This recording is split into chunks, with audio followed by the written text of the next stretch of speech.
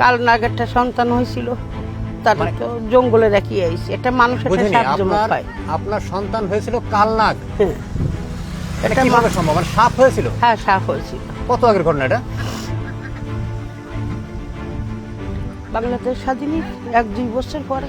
মানে 73, 72, 73। পরে ওই সময় আপনার একটা সন্তান হয়েছিল, ছেলে সন্তান। হুম। সেটা ছেলে কি মেয়ে তখন তো বুঝতে পারেননি? একটা ছেলে মানুষ আর একটা ছেলে সাপ জমক হয়। জমজ হয়েছিল হয়। একজন। মানুষটা আগে হয়, সাপটা পরে হয়। মানে মানুষ- সাপ আপনার গর্ভ থেকে ভূমিষ্ঠ হয়েছিল? হুম। সাপ, সাপ কালনাগ। হুম। তারপর কি করলেন? জঙ্গলে রাখি আইছি। কোন জঙ্গলে?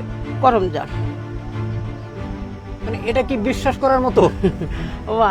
ও তো আদেশ নেই তো, তো একটা ভক্ত ছেলে আমার সাংবাদিক অনেক রিকোয়েস্ট করার পরে ওরে নিয়ে গেছিলাম। আচ্ছা, সে সাপ কি জীবিত ছিল তখন? এখনো জীবিত আছে সে জঙ্গলে। তো অনেক অনেক বড় হয়েছে, অনেক। আপনার সাথে কি আর দেখা হয়েছে? দেখা আজ প্রায় বছর 3 মতন যায়নি, অর্থের অভাবে।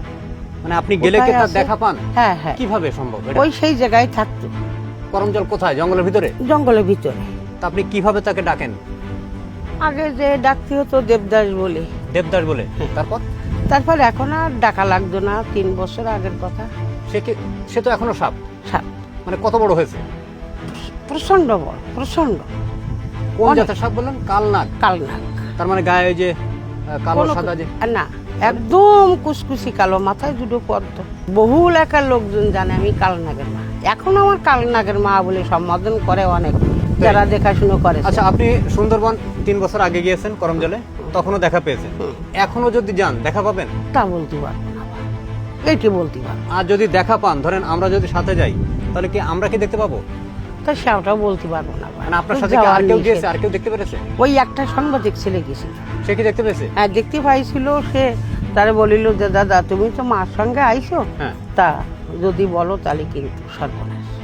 তাই? তা হয়তো মনে হয় কারোর সঙ্গে বলিল কি জানি না, সে মারাই গেল, স্ট্রোক করে সে সাংবাদিক মারা গেছে? মারা গেছে। কত আগের ঘটনা এটা? এটা 12-13 বছর আগের কথা, 10-12 বছর আগের কথা। আচ্ছা, সেই কালনাগ বা আপনার সন্তান দেবদাস আপনাকে চিনতে পারে গেলে? চিনতে পারি মা না আমি বাবা। 8 মাস আমার বুকে দুধ খাইছিল। ওদের দাঁত তো খুব সুইর মতন চেকন চেকন। হ্যাঁ। তো ওরা চিহ্নত রেখে গেছে 2টা স্তরে। তাই? তারপর তাকে জঙ্গলে কেন রেখে আসলেন? ও আর এক কাহিনী বা, মানুষ তো ভালো না। হ্যাঁ। এক্সিবিশনেতে নিয়ে যা চাইছি, ওই আচ্ছা। গোলাই করে নিয়ে গেছিলাম হ্যাঁ, গেছিলাম হচ্ছে খালিশপুর। হ্যাঁ। এখন এইরকম তোমাদের মতন এইরকম হ্যাঁ। এরা, তো ওরা নেওয়ার কথা বললো। হুম। তা আমি দিতে শিকার না। তারপরে উনি রাত্রিরে আমার আদেশ করলো মা আমার করমজল করমজল রেখে আসলেন? রেখে ওইটাই রেখে। আচ্ছা, করমজল যখন রাখতে গিয়েছিলেন, আপনার সাথে আর কে ছিল? আমার ভক্তবিন্দুরা ছিল তাই? 4 জন। ছোট ছোট তাদের বাচ্চা কি ছিল কেউ যে- বেঁচে আছে? তারা কি কেউ মানে সাক্ষী দিতে পারবে? ধরেন এই ঘটনা অনেকে বিশ্বাস করবে না, আমি আপনাকে মানে ফ্র্যাঙ্কলি বলি, তাহলে তারা কি সাক্ষী দিতে পারবে যে আপনি রেখে আসছিলেন? না, তা মেলাদিন তো সে অনেকদিন আগের কথা যাইটাই নিয়ে। হুম। তাদের 2 মেয়ে গেছিল, আর একটা ছোটটা ছেলে নৌকো বেয়ে নিয়ে গেছিল আমার ওপার, করমজলের ওপার, ওই মোংলার থেকে।